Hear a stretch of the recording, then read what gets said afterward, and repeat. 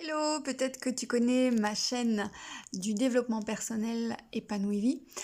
Aujourd'hui, je te propose une nouvelle aventure. Donc, j'ai toujours aimé la van life et ça y est, je passe le cap. Donc, cette nouvelle vidéo, elle est surtout pour te faire découvrir comment j'en suis arrivée là et les étapes de la transformation du van en question.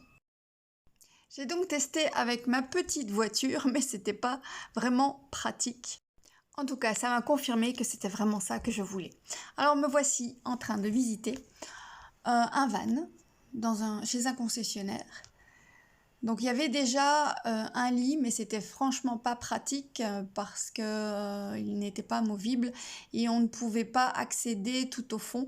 Et j'avais besoin de rangement, notamment pour voyager avec mes stocks de savon et bien entendu pour la van life. Avoir la possibilité de ranger mes affaires et que ce soit accessible. Donc là, je suis occupée de visiter et je dois dire que je suis déjà très emballée. J'ai choisi un petit modèle, déjà parce que c'est beaucoup plus maniable. Et l'idée aussi, c'est pas de faire du camping, c'est de pouvoir travailler avec, c'est mon véhicule principal, et de pouvoir m'installer partout. Alors on commence par tout démonter. On enlève l'ancien lit, comme vous pouvez le voir. Alors je suis aidée par mon associé Stéphane, c'est le monsieur qui fabrique les savons dont je suis la distributrice. Mais il a également beaucoup d'autres talents cachés. Il est lui-même van lifer. Donc voilà, on enlève la partie arrière parce que je n'ai aucune fenêtre et qu'on a besoin de lumière. Ça, c'est un petit morceau de la mousse isolante qu'on a mis dans les parties creuses.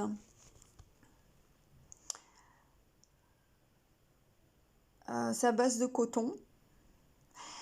Ici, c'est du Skytech, c'est pour les parties métal où on colle ça sur la paroi directement, voilà, pour isoler. Donc moi, ça me permet de protéger mes cosmétiques qui ne peuvent pas prendre le chaud. C'est du slow cosmétique, il n'y a pas de conservateur. Et puis également avoir une bonne température dans le van. Ça protège aussi bien du chaud que du froid. Donc voilà la pose du Skytech. Il faut aussi démonter certaines parties pour pouvoir encore mettre de la mousse. Voilà, on voit ici que c'est ouvert. Là, c'est le plafond que je suis occupée de poncer. Donc après l'avoir découpé, l'avoir peint, je le ponce et puis on va le poser un peu plus tard. Ici, il faut continuer à protéger l'arrière. Là, ce sont des baguettes qui vont permettre des tasseaux en fait qui vont permettre de mettre de l'isolation et le plafond en question. On démonte le tapis de sol pour pouvoir également l'isoler, toujours avec le Skytech. Et puis on remet le tapis. Alors j'avais la chance d'avoir un beau tapis à la base, donc on le remet.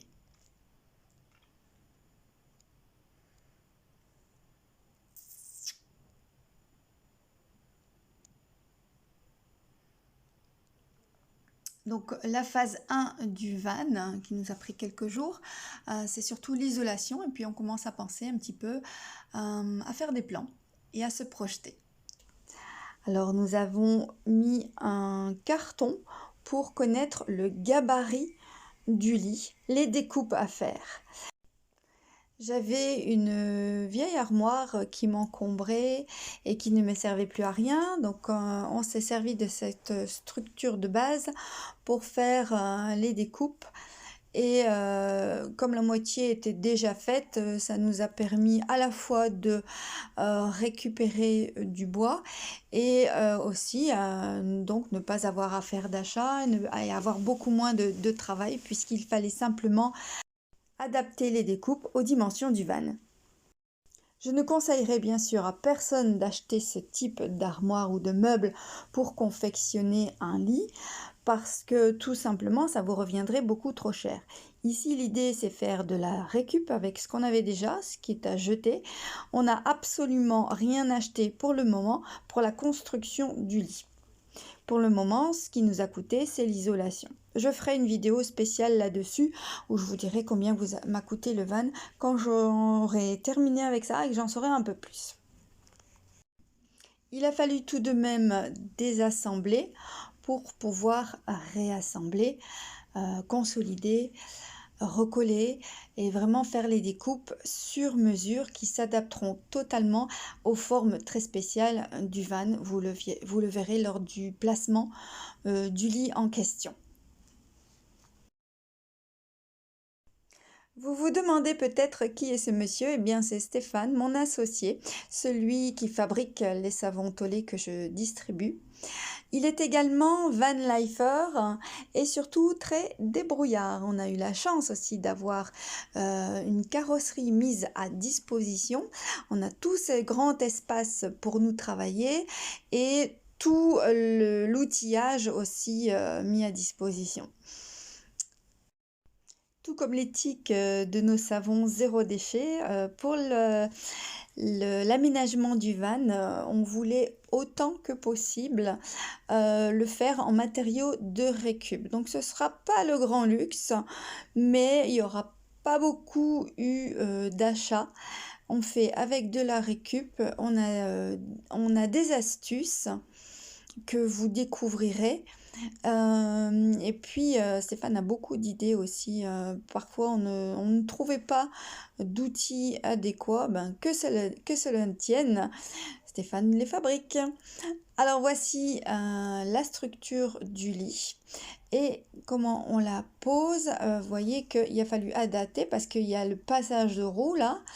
Donc on a fait la découpe en fonction d'eux et est-ce que ça fonctionne? Oui, ça marche totalement, ça rentre bien dans tous les trous.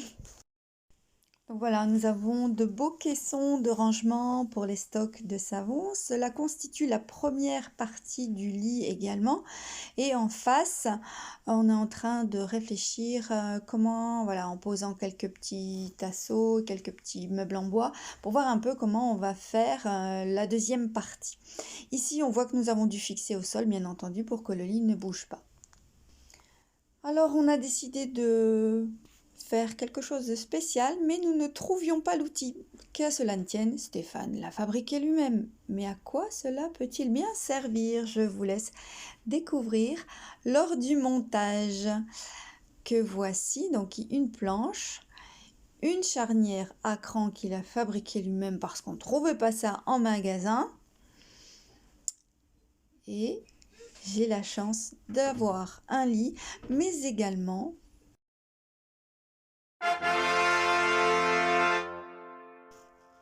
un transat. Vous voyez par vous-même, plusieurs positions. Génial, trop fort.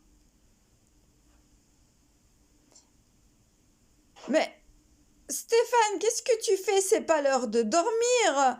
Bon, ok, j'avoue, tu le méritais bien. En attendant, moi, je continue à travailler. Donc, je vous le disais, on récupère. C'est ça, c'est l'ancien lit qui n'était vraiment pas pratique.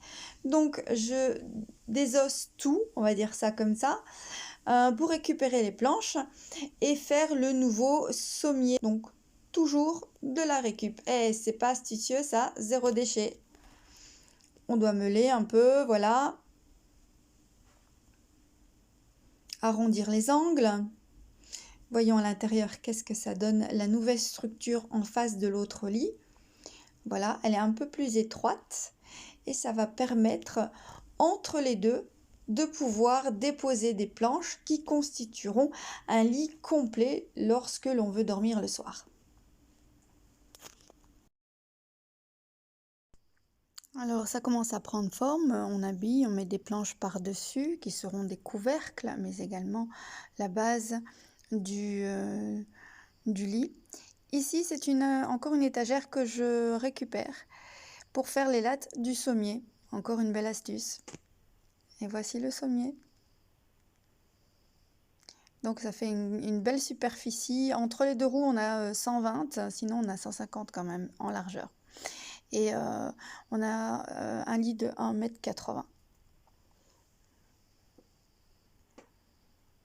Donc 1,80 m sur 120, 150 si on ne compte pas les roues, qui sont peu gênantes hein, si on y met les pieds tout simplement. Donc maintenant on relie tous ces planches avec une ficelle, comme ça on pourra rouler toute la structure. Et vous verrez aussi que nous avons un rangement astucieux pour que ça ne gêne pas quand c'est en mode journée.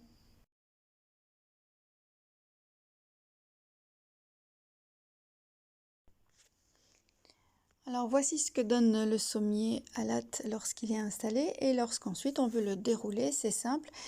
Il suffit d'enlever les deux parties, voilà par en dessous, hein, il est accroché de part et d'autre, mais pas au milieu. Donc mais ça permet de le tendre vraiment afin qu'il ne bouge pas et ensuite on le roule.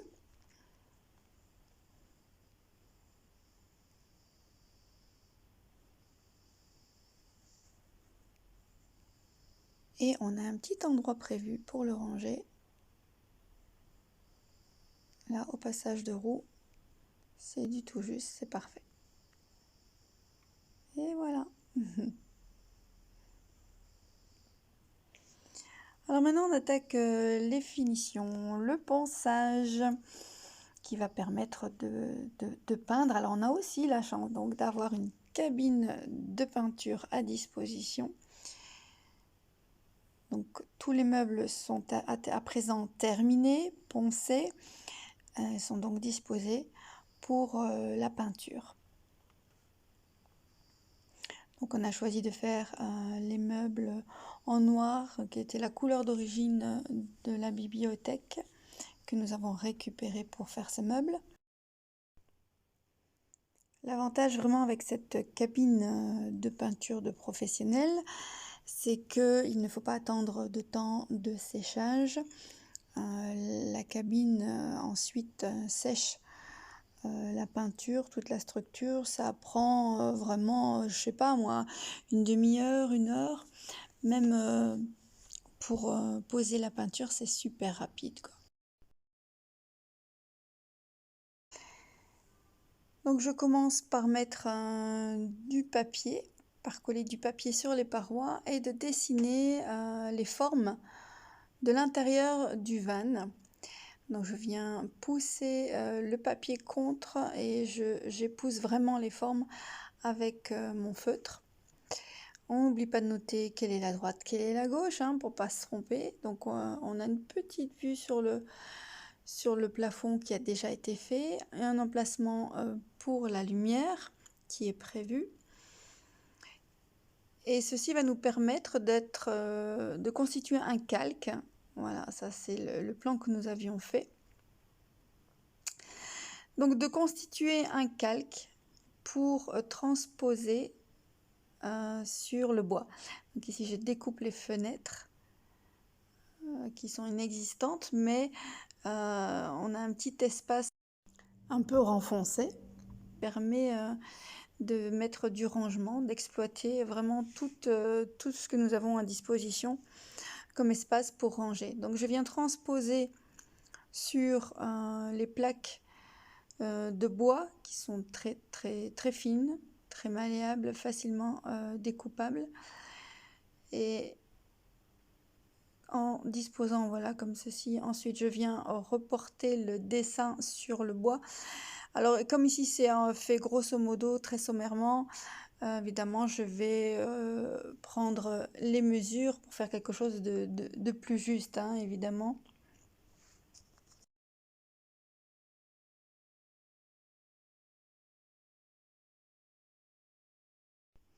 Alors c'est une des parties les plus simples à réaliser, j'ai pu le faire quasiment toute seule. Un enfant de 5 ans pourrait s'amuser à dessiner comme ça sur le bois. Voilà, on a bien tenu compte évidemment du passage de roue. Et puis ici, comme on est très bien équipé, ça aussi c'est une chance, donc c'est une scie. Donc au préalable, je fais un trou et puis avec la scie, je dessine les contours. Je viens repasser sur le feutre qu'on avait transposé sur le bois et donc voici ce que ça donne. Voilà. Ça pourrait constituer un jeu de puzzle. Et puis ensuite, on vient disposer pour vérifier si ça se met bien en face des trous. Et puis bon, il y a quelques réajustements à refaire, mais ça, je laisse l'expert s'en occuper. Et voici les gabarits qui sont installés dans la cabine de peinture. Alors, sur la petite plaquette, j'avais choisi du mauve pour rester dans le thème d'épanouie vie.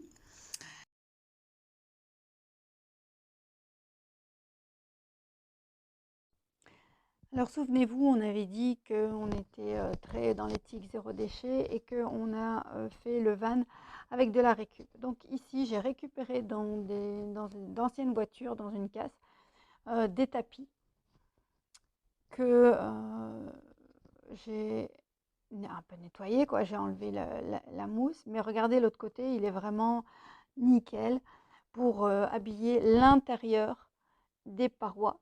Malheureusement, j'avais pas assez de matière pour couvrir l'entièreté. Mais voici ce que ça va donner une fois qu'on met la paroi dessus.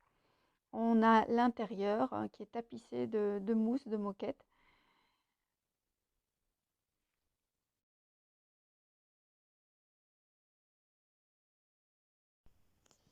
On avait démonté la paroi intérieure qui séparait l'habitacle et la fourgonnette.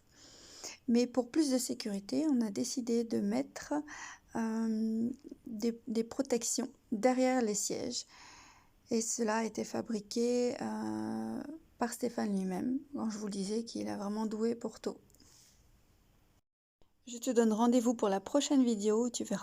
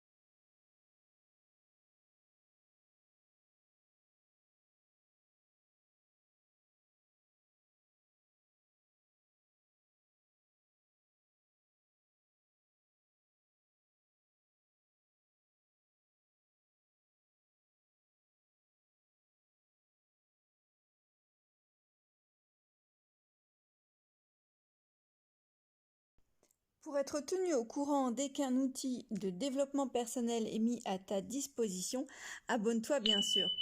Pour soutenir ma chaîne et faire grimper les algorithmes, pense à liker. Tous ces outils, ces sources d'informations, fais-en profiter le plus grand nombre en partageant. Je te remercie de contribuer à cette chaîne qui a pour but d'embellir la vie, de devenir une personne plus consciente et épanouie. Bien entendu, ces podcasts ne se substituent pas à une véritable séance de développement personnel individuel et surtout personnalisé. À très bientôt et coachement vôtre!